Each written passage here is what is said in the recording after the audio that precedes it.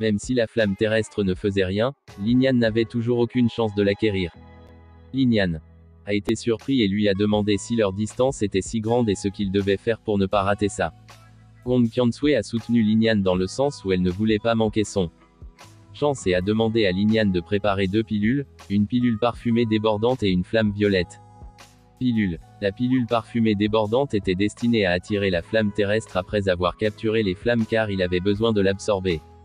Mais l'énergie de la flamme terrestre est énorme, il se blesserait s'il essayait de le consommer sans aide extérieure. C'est là qu'intervient la pilule de la flamme violette, dont Lin Yan a pris note. Lin Yan a posé des questions sur l'étape intermédiaire, déclarant qu'il savait attirer et absorbe la flamme terrestre. Comment capture-t-il la flamme terrestre? Gong Qiansui soupira et répondit d'oublier cette partie médiane, puisque Lin Yan était trop faible, elle ferait la partie médiane. Lin Yan rougit et exprima sa gratitude à Gong Qiansui. Des gardes étaient stationnés à la Ligue des créateurs d'élixir et Lin Yan se dirigea vers l'entrée. Sa première priorité était de trouver le matériel nécessaire pour les pilules. Lin Yan entra, déterminé à trouver le matériel de niveau 4 nécessaire. L'élixir Maker League était le seul endroit possible qui les aurait, et il pouvait les sentir une fois qu'ils étaient proches d'eux. Lin Yan ne s'y attendait pas lorsqu'il entendit une voix l'appelant. Comme il lui a agité la main, cet homme s'est approché et l'a salué, l'appelant Seigneur Lin Yan. Lin Yan a demandé qui il était. Il prit la main de Lin Yan et répondit qu'il s'appelait Fang Yi. Et qu'il l'admirait beaucoup. Il a été tellement impressionné par Lin Yan lorsqu'il a battu Xuefei du lanceur de sorts. Lin Yan rit maladroitement et le remercia, mais il n'était pas très impressionné. Il a ajouté que s'il n'y avait rien d'important, il devait partir parce qu'il cherchait du matériel. Fang Yi a tenu la main de Lin Yan alors qu'il le conduisait à l'inventaire, malgré le fait que Lin Yan prétendait savoir où il se trouvait. Fang Yi lui rendit son sourire, disant qu'il n'avait pas à s'inquiéter car ce n'était pas un problème du tout. Lin Yan se dit que la célébrité fait du mal à une personne, alors qu'il se laisse entraîner. Chapitre 83. Fang Yi a montré avec enthousiasme à Seigneur Lin Yan la direction vers la salle d'inventaire des herbes. Lin Yan l'a remercié et est allé travailler seul. Fang Yi lui dit au revoir et accepta de laisser le reste à Lin Yan, lui disant de venir le voir s'il avait besoin d'aide. Lin Yan soupira de soulagement que Fang Yi soit enfin parti. À l'intérieur de la salle d'inventaire, il y avait des tiroirs qui montaient jusqu'au plafond. Lin Yan a commencé à chercher les herbes et a dit. Gong Qiansui devait parler lorsqu'elle trouvait quelque chose.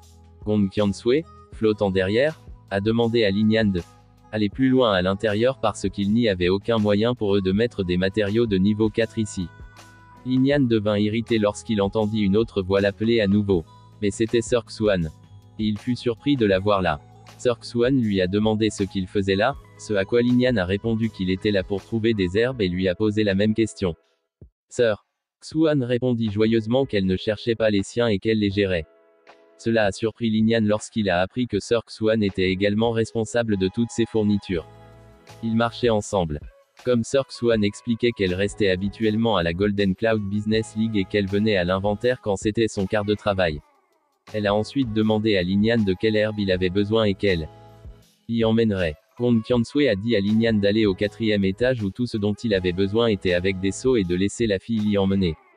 Lin Yan a alors demandé à Sir Xuan si elle pouvait prendre au 4e étage car il pensait que les matériaux dont il avait besoin ne pouvaient être trouvés que là. Sir Xuan fut surprise car il s'agissait de matériaux de niveau 4 et il n'était qu'un fabricant d'élixir de niveau 1. Et a ensuite posé des questions sur son projet d'utiliser ces objets de haut niveau. Lin Yan sourit et expliqua que ce n'était pas pour lui, mais son maître en avait besoin pour fabriquer des élixirs, et il était là pour les obtenir pour son maître. Sir Xuan a compris et Lin Yan a supplié avec ses mains sur le dos. Souriant, Sir Xuan a accepté et lui a dit de la suivre. Lin Yan pensa que le mot « maître » était un terme tellement pratique.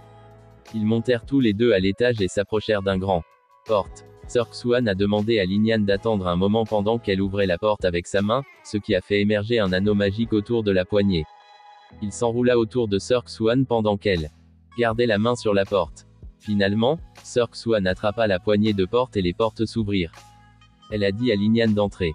Ils sont entrés dans la pièce, où un tiroir atteignait le plafond. Lin Yan était surpris que l'inventaire de la Ligue des créateurs d'élixir soit si impressionnant, car ils avaient une salle remplie d'herbes de niveau 4. Gong Qiansui a dirigé Lin Yan vers le côté gauche. Deuxième rangée, troisième tiroir. Lin Yan montra le côté gauche, deuxième rangée, et obtint le ciel solaire. Lotus. Sir Xuan se tenait tranquillement derrière Lin Yan, l'observant alors qu'il cherchait d'autres herbes. J'ai réfléchi à ce que Lin Yan avait l'intention de faire avec tous ces matériaux parce qu'elle ne pouvait pas le deviner. Chapitre 84, Sir Xuan a poursuivi en disant qu'elle avait déjà tenté de capturer une flamme terrestre. Mais son QI était très élevé et ils sont difficiles à capturer. Tout en tenant la pochette, Lin Yan a demandé à Sir Xuan si elle pouvait assurer la sécurité de la famille Lin pendant son absence. Sir Xuan a accepté qu'elle puisse partir, mais Lin Yan devait faire attention car la Burning Flame Sect et le gang Golden Energy pouvaient l'attaquer alors qu'il n'était pas surveillé. Lin Yan s'éloigna, tourna le dos à Sir Xuan et agita la main, comprenant qu'il devait être prudent. Dans une pièce privée de la résidence Lin, Lin Yan plaça toutes les herbes sur la table rectangulaire, tandis que Gong Qiansui flottait derrière lui. Lin Yan était catégorique. Et Gong Qiansui a chauffé le trépied avec sa main, provoquant la formation de fumée autour de lui. Elle a alors dit Lin Yan qu'elle serait en charge de la fabrication de l'élixir, et que Lin Yan devrait rapidement aller déployer des cercles de collecte d'énergie pour améliorer sa cultivation. Comme il lui restait encore 3 jours, il devrait essayer de s'améliorer autant qu'il le pouvait, ce que Lin Yan accepta. Tous les ingrédients volaient au-dessus du trépied fumant tandis que Gong Qiansui les manœuvrait avec elle. Main alors qu'elle flottait à côté. D'un autre côté, Lin Yan méditait en utilisant les cercles de collecte d'énergie comme on lui avait demandé, tout en s'enfermant autour d'une sphère de lavande.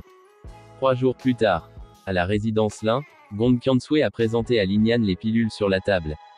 À gauche se trouvait le parfum débordant, et à droite se trouvait la pilule de flamme violette, et elle a posé des questions sur sa cultivation. Lin Yan répondit avec confiance que les cercles de collecte d'énergie étaient si efficaces que il avait l'impression que son prochain avancement ne lui prendrait pas beaucoup de temps.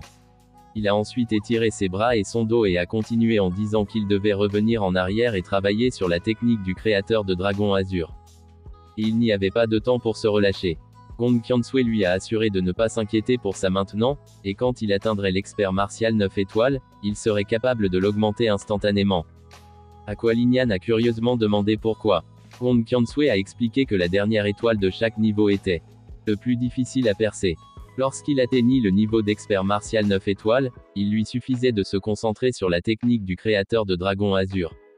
Et quand il avancerait, sa culture augmenterait également jusqu'à atteindre une étoile. Le cercueil de vie ou de mort est apparu et a ouvert ses portes tandis que Gong Qiansui retournait à l'intérieur. Car il était temps pour elle de partir. Devant la résidence Lin, Xuer et le père Lin ont dit au revoir à Lin Yan. Xuer a demandé à son frère si elle ne pouvait vraiment pas l'accompagner. Lin Yan secoua le nez de sa sœur alors qu'il la taquinait en lui disant que l'endroit était trop dangereux pour elle. Un jour, quand elle serait assez forte, il pourrait l'emmener où elle voudrait. Lin Yan lui dit au revoir et assura son père, qui lui a conseillé d'être prudent. Il s'est éloigné et a laissé sa famille derrière lui. Alors que Lin Yan se tenait là, les chauds rayons du soleil brillaient à travers la porte d'entrée fortement gardée. Lin Yan réfléchit que même parmi les gardes du niveau le plus bas se trouvait un expert martial 2 étoiles de la résidence Castellan. Tout en tenant une lance, le garde arrêta brusquement Lin Yan et lui demanda qui il était. Lin Yan répondit avec enthousiasme, le poing en coupe, et se présenta, déclarant qu'il était là à cause de l'invitation de Miss Xuan. Le garde a été surpris lorsqu'il a rencontré Lin Yan. Chapitre 85. Le garde sourit en rencontrant Lin Yan. Il continua ensuite en l'informant qu'il avait reçu l'ordre de lui amener le jeune maître à son arrivée. Le garde ouvrit la porte et posa sa main sur le chemin, invitant Lin Yan à entrer. À quoi Lin Yan a accepté. Lin Yan s'est dit que cela lui semblait gênant, a radicalement changé son humeur et a reconnu Xuan pour sa gentillesse en parlant de lui au garde. Le garde a conduit Lin Yan jusqu'à une porte fermée et lui a dit que son jeune maître était dans la cour. Lin Yan a dû s'arrêter là. Et il devrait entrer seul. Lin Yan a remercié le garde de l'avoir guidé. Lin Yan entra dans la cour, et dès qu'il entra, un cercle apparut autour de lui. Il fut surpris car il écarquilla les yeux et sentit que quelque chose n'allait pas. Il resta là, comme s'il ne pouvait pas bouger. Gong Qiansui lui murmura que c'était l'illusion d'un cercle magique. Elle lui a ensuite dit de l'examiner et de lui dire de quel genre de cercle magique il s'agissait. Lin Yan l'examina attentivement et j'ai découvert que c'était l'illusion d'un cercle magique. Gong Qiansui a reconnu qu'il était intelligent. Lin Yan se demandait pourquoi Xuan avait déployé l'illusion d'un cercle magique ici et si elle testait. Oui, Gong Qiansui a répondu que peu importe ce que Xuan prévoyait, il devrait d'abord sortir de l'illusion d'un cercle magique. Lin Yan se concentra alors qu'il était d'accord avec Gong Qiansui et pensa qu'il devait trouver le point le plus faible du cercle magique et y réfléchir plus tard. Xuan et Deng Sheng étaient assis confortablement et regardaient Lin Yan. Deng Sheng a spéculé sur le temps qu'il faudrait à Lin Yan pour résoudre le cercle magique de l'illusion. Xuan a répondu sans embâche qu'elle pensait qu'il serait capable de résoudre le problème plus rapidement que lui. Deng Sheng a été surpris par ses remarques selon lesquelles il ne lui avait fallu que 10 minutes pour s'en sortir. Xuan a poursuivi en disant que trouver rapidement le point faible dépendait de son talent en tant que déployeur de sorts magiques. Par conséquent, elle pensait que Lin Yan serait plus rapide que lui. Deng Sheng a ri des remarques de Xuan selon lesquelles elle disait que Lin Yan serait plus talentueux que lui. Les yeux de Lin Yan étaient toujours fermés alors qu'il se concentrait sur la recherche du point faible du cercle magique. Lorsqu'il l'a trouvé, il a ouvert les yeux et a crié. Il utilisa la magie pour diriger sa main alors qu'il visait. Après avoir été frappé par la magie de Lin Yan, le point le plus faible du cercle magique s'est brisé comme du verre. Une explosion éclata, brisant l'illusion de tout le cercle magique. Lin Yan s'est approché de Xuan et Deng Sheng et lui a demandé à quoi cela servait. Xuan a souri et lui a dit que c'était une blague et que Deng Sheng avait brisé le cercle plus tôt également. Deng Sheng s'est levé et a félicité Lin Yan pour son exploit impressionnant de briser le cercle magique en 2 fois moins de temps. Lin Yan le salua avec son poing se leva et répondit que le seigneur Deng Sheng était humble. Xuan s'est également levé puisqu'il était tous là, et il devrait partir. La nuit est tombée dans les bois. Et de nombreuses personnes se dirigeaient ces jours-ci vers la vallée enflammée du ciel. D'autres personnes y campaient également, avec des feux de joie et des calèches avec des chevaux amenés avec eux. Xuan, Deng Sheng et Lin Yan sont arrivés et ont remarqué beaucoup de monde. Les gens spéculaient sur la nouvelle selon laquelle la vallée des flammes célestes aurait une flamme terrestre se propageant partout. Xuan a indiqué où il passerait la nuit et Deng Sheng a accepté.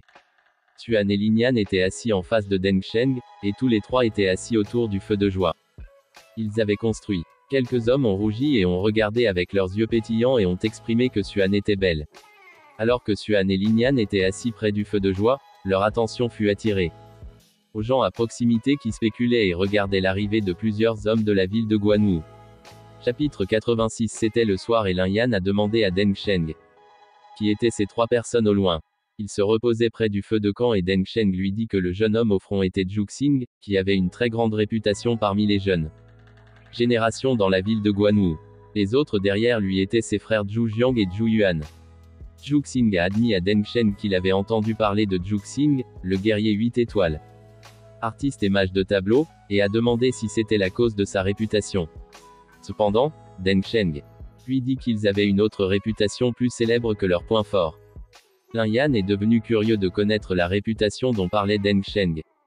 Et je lui ai demandé. Deng Sheng s'est penché vers lui et lui a dit que les 3 frères étaient célèbres pour séduire de jeunes et belles femmes, leur causant de grandes souffrances. L'un des frères de Zhuxing a remarqué le groupe de Lin Yan et les a pointés du doigt. Il regardait Xuan, se considérant chanceux d'avoir rencontré une si belle femme ce jour-là. Zhuxing a fait un sourire sordide à ses frères en leur disant de partir. Il s'est ensuite approché de Xuan, l'a traitée de petite beauté et lui a demandé ce qu'elle faisait assise seule là. Cependant, Xuan n'a pas répondu à sa question. Au lieu de cela, elle l'a menacé et lui a suggéré de partir s'il ne voulait pas mourir. L'un des frères de Zhuxing lui a dit que Xuan avait un caractère colérique, et Zhuxing a ri et lui a dit qu'il valait mieux qu'elle soit colérique. Plus elle était colérique, plus il se sentirait conquis. Xuan s'est mis en colère et leur a dit de mourir, suivi d'une attaque avec ses poings. Zhuxing fut surpris mais réussit à retrouver son calme à temps et prépara son poing pour contrer l'attaque de Xuan. Leurs poings remplis d'aura se sont heurtés. Et leurs auras jaillissaient dans toutes les directions. Zhuxing a été repoussé et les frères de Zhuxing ont reconnu la force de Xuan, se demandant qui était cette femme puissante. Alors qu'ils étaient émerveillés par la belle et forte jeune femme devant eux, ils se souvinrent qu'elle s'appelait Xuan et qu'elle était la fille du seigneur de la ville de Qingyang. Zhuxing l'a également reconnu et a trouvé cela surprenant. Il s'est tourné vers son deuxième frère et a plaisanté sur la situation, leur disant que ils ont en effet eu de la chance ce jour-là car ils ont pu devenir le gendre du seigneur de la ville de Qingyang. Lin Yan était énervé de la façon dont ils se comportaient tous les 3 comme si lui et Deng Sheng n'existaient pas là-bas. En entendant Lin Yan s'exprimer contre eux, Zhu Xing l'a pointé du doigt avec colère et lui a demandé d'où il venait. Lin Yan n'a pas répondu à sa question. Au lieu de cela, il s'est excusé et a dit à Zhu Xing qu'il n'avait pas l'habitude de parler aux mourants. Ce que Lin Yan a dit a enragé Zhu Xing, qui lui a demandé de répéter ce qu'il avait dit. Lin Yan s'est tourné vers Deng Sheng et Xuan et leur a dit qu'ils devraient faire payer leurs conneries aux trois frères. Une bataille était sur le point de s'ensuivre, et c'était un match à 3 contre 3. Zhu Xing a souri avec confiance et a félicité Xuan lorsqu'il a découvert qu'il était un artiste martial 8 étoiles. Il s'est ensuite précipité vers Xuan, qui se précipitait également vers lui. Pendant ce temps, Lin Yan et leur autre compagnon avaient également leur match. Et l'un des frères de Zhu Xing les a interrogés pour avoir osé les combattre alors qu'ils n'avaient que la base de cultivation d'un artiste martial 5 étoiles. Lin Yan a dit à son adversaire qu'il en avait assez, et sans plus tarder, il a attaqué son adversaire en utilisant son mouvement, le coup de Xiyan. Bien que son adversaire l'ait bloqué, il était surpris que quelqu'un qui était 2 niveaux plus bas que lui ait une aura aussi forte. Chapitre 87. Lin Yan et son adversaire s'étaient tous deux enveloppés d'aura. Son adversaire avait un air sombré. Était désespéré de prouver qu'il ne devait pas être sous-estimé. Lin Yan a continué à l'attaquer et à utiliser son mouvement, les 3 esprits géants, produisant 3 coups d'aura ardente. Son adversaire s'est alors accroupi au sol et a utilisé son mouvement, les Grundeagle Claws. Il leva les 2 mains en l'air pour bloquer l'attaque de Lin Yan avec une barrière. Voyant la posture vulnérable de son adversaire, il utilisa immédiatement son Ling Bao pour attaquer. Mais son adversaire se montra cette fois-ci perspicace. Il a réussi à remarquer le Ling Bao et a commencé à le fuir. Il l'esquiva, mais l'objet parvint à lui écorcher les joues, les faisant saigner. Il a continué à courir puis s'est arrêté brusquement pour former une autre barrière. Un puissant rayon d'aura doré le frappa, c'était si puissant que sa barrière était inutile, et il était repoussé, traîné dans le sol. Zhu Xing a vu ce qui s'est passé et s'est montré inquiet pour son 3e frère. Mais Xuan lui a rappelé qu'elle était son adversaire, et ne lui a pas permis d'aller aider son frère. Lin Yan flottait maintenant dans les airs et lança 3 autres rayons d'aura dorés identiques vers le 3e frère de Zhu Xing, qui était allongé sur le sol. Il a utilisé le mouvement Star Moon Wave. Le rayon d'aura se dirigea vers le 3e frère de Zhu Xing alors que Lin Yan atterrissait au sol. Le 3e frère essaya d'arrêter les auras avec sa barrière alors qu'il était toujours allongé au sol. Il faisait de son mieux pour renforcer sa barrière, même s'il ne pouvait désormais utiliser qu'un seul bras. Mais son visage était rempli d'horreur alors que il gisait impuissant sur le sol, regardant sa barrière commencer à se fissurer. Sa barrière fut finalement brisée et les auras transpercèrent son corps. Lin Yan se tenait devant lui et le regardait perdre la vie.